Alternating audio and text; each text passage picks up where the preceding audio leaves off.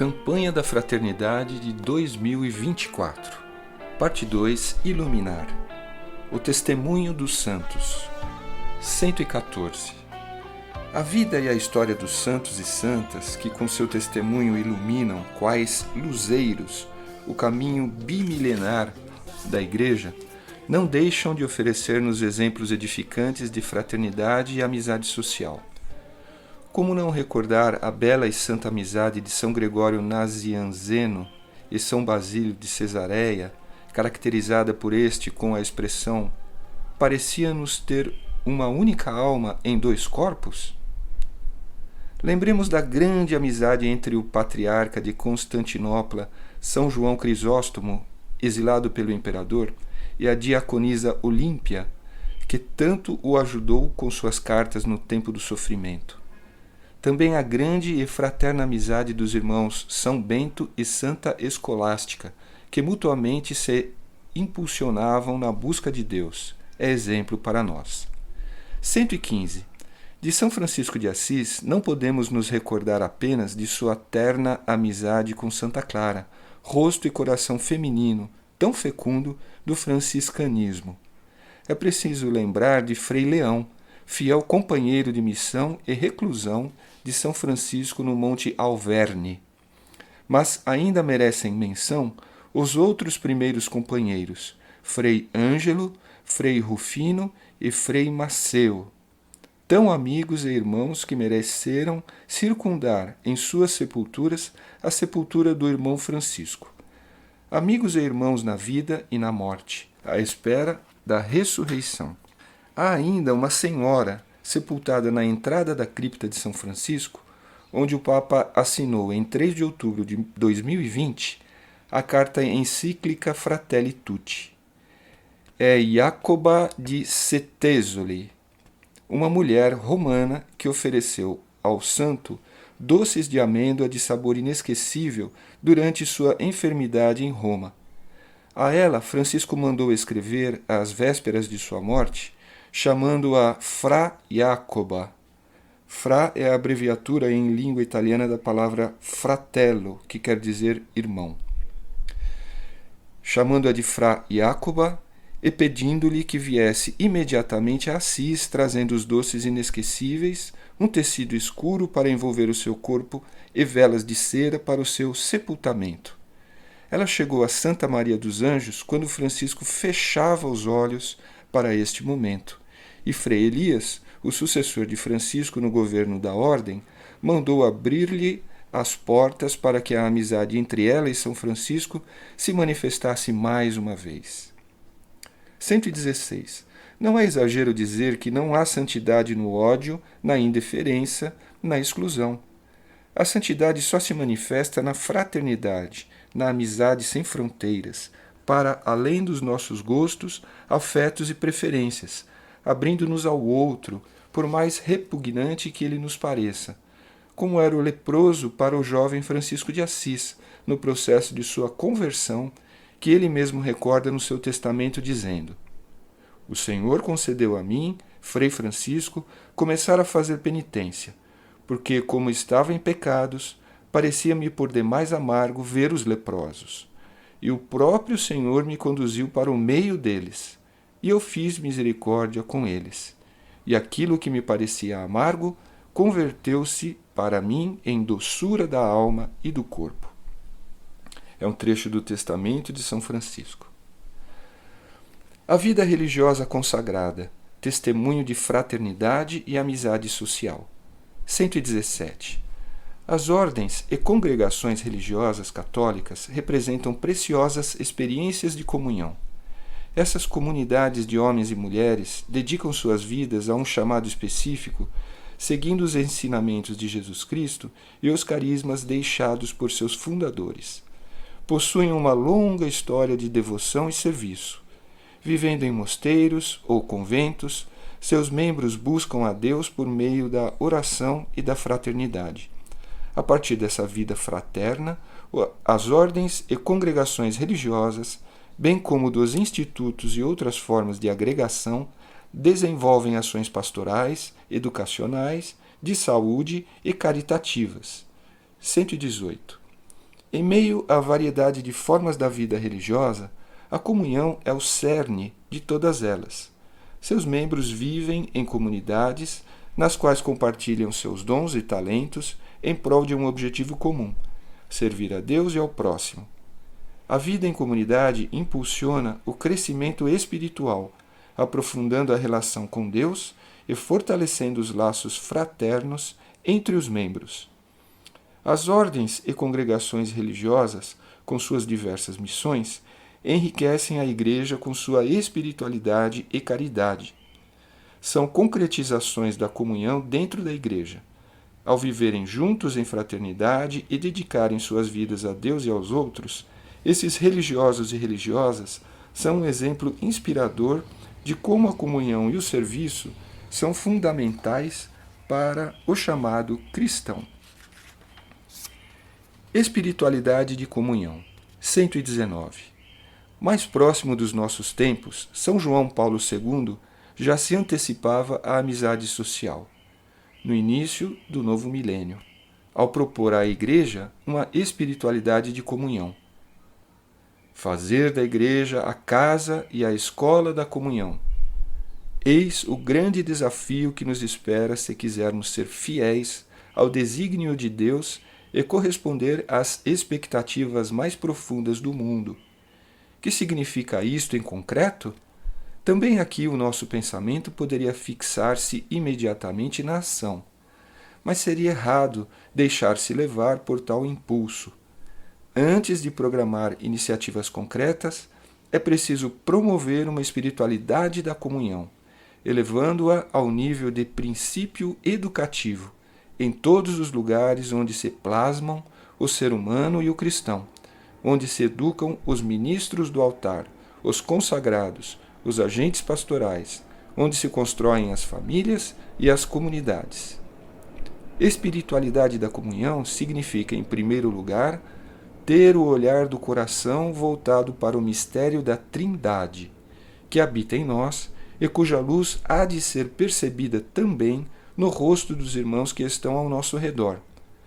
Espiritualidade da comunhão significa também a capacidade de sentir o irmão de fé na unidade profunda do corpo místico, isto é, como um que faz parte de mim, para saber partilhar as suas alegrias e os seus sofrimentos, para intuir os seus anseios e dar remédio às suas necessidades, para oferecer-lhe uma verdadeira e profunda amizade.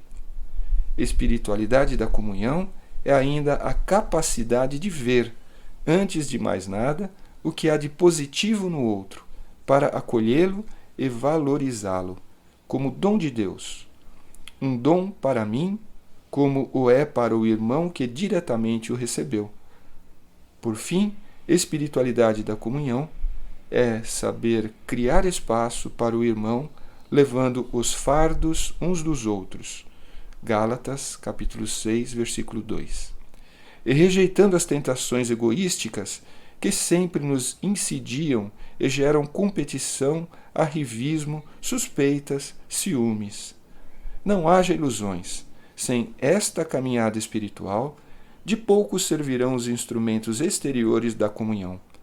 Revelar-se-iam mais como estruturas sem alma, máscaras de comunhão, do que como vias para a sua expressão e crescimento. NMI número 43. Cultura do respeito, do diálogo, da amizade. 120. Bento XVI, na sua mensagem para o 43º Dia Mundial das Comunicações Sociais, celebrado em 24 de maio de 2009, chamava a atenção especialmente dos jovens sobre a amizade. O conceito de amizade logrou um renovado lançamento no vocabulário das redes sociais digitais que surgiram nos últimos anos. Este conceito é uma das conquistas mais nobres da cultura humana. Nas nossas amizades e por meio delas crescemos e desenvolvemos-nos como seres humanos.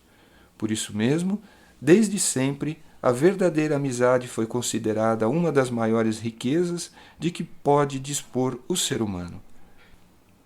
A amizade é um grande bem humano. mas esvaziar-se-ia do seu valor se fosse considerada fim em si mesma. Os amigos devem sustentar-se e encorajar-se reciprocamente no desenvolvimento dos seus dons e talentos e na sua colocação ao serviço da comunidade humana. Neste contexto, é gratificante ver a aparição de novas redes digitais que procuram promover a solidariedade humana, a paz e a justiça, os direitos humanos e o respeito pela vida e o bem da criação. Estas redes podem facilitar formas de cooperação entre povos de diversos contextos geográficos e culturais, consentindo-lhes de aprofundar a comum humanidade e o sentido de corresponsabilidade pelo bem de todos. Bento XVI, mensagem para o 43º Dia Mundial das Comunicações Sociais. A fraternidade está no coração do Evangelho. 121. O Papa Francisco, na exortação apostólica Evangelii Gaudium, ensina que, no próprio coração do Evangelho, aparece a vida comunitária e o compromisso com os outros. Confessar um Pai que ama infinitamente cada ser humano implica descobrir que, assim, lhe confere uma dignidade infinita. Confessar que o Filho de Deus assumiu a nossa carne humana significa que cada pessoa humana foi elevada até o próprio coração de Deus. Confessar que Jesus deu o seu sangue por nós nos impede de ter qualquer dúvida acerca do amor sem limites que enobrece todo o ser humano. A sua redenção tem um sentido social, porque Deus em Cristo não redime somente a pessoa individual, mas também as relações sociais entre os homens.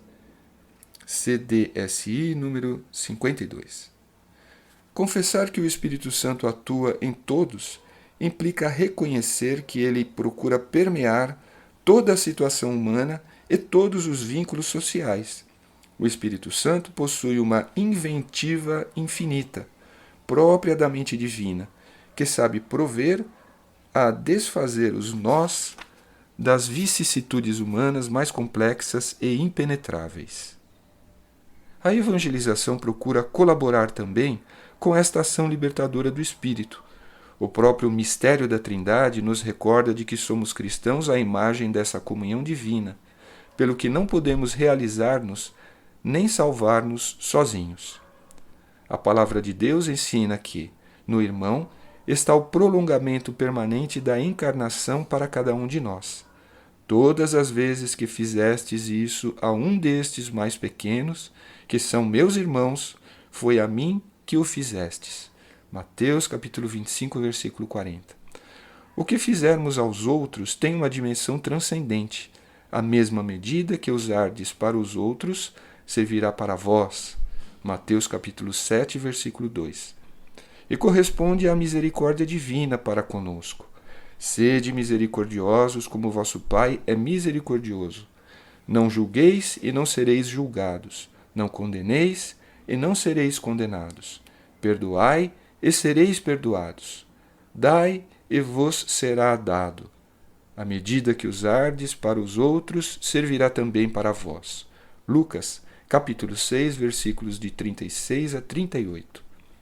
Nestes textos, exprime-se a absoluta prioridade da saída de si próprio para o irmão, como um dos dois mandamentos principais que fundamentam toda a norma moral e como o sinal mais claro para discernir sobre o caminho de crescimento espiritual em resposta à doação absolutamente gratuita de Deus.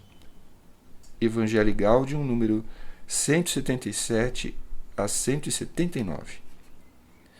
Ouvir o que o Espírito diz às igrejas, conforme Apocalipse, capítulo 3, versículo 13.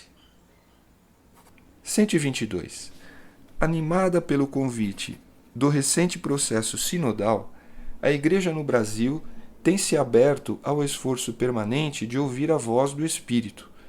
Nos diversos ambientes de escuta que o Sínodo proporcionou, desde a sua fase diocesana, iniciada em 2021, um grande clamor pela superação da indiferença e do individualismo emerge como voz das comunidades brasileiras. Também essa fase foi importante para que pudéssemos ver o quanto a Igreja tem sofrido com o cenário de desentendimentos e divisões que este texto expôs em suas primeiras páginas. Desde a superação das mazelas em nossas relações interpessoais até a resolução dos conflitos intraeclesiais, como as disputas de poder, o clericalismo e as dificuldades de diálogos entre grupos ideologicamente contrastantes. A amizade social parece ser o caminho que o Espírito tem indicado à Igreja. Esse não é um caminho novo, mas talvez a indicação do retorno ao modelo das primeiras comunidades, que viviam a comunhão desde os âmbitos da vida prática até a espiritualidade, conforme Atos dos Apóstolos, capítulo 2, versículo 42 a 47, capítulo 4, versículos 32 a 37. A opção pela cultura do encontro verdadeiro e pessoal com Jesus e com os irmãos, na primazia da compaixão e no anúncio da esperança, são sinais que antecipam a salvação e subvertem as lógicas que o nosso tempo tem construído como normativas. Que o Espírito conduza a Igreja à sua escuta atenta e confirme os seus esforços contemporâneos, dando-nos a graça da conversão.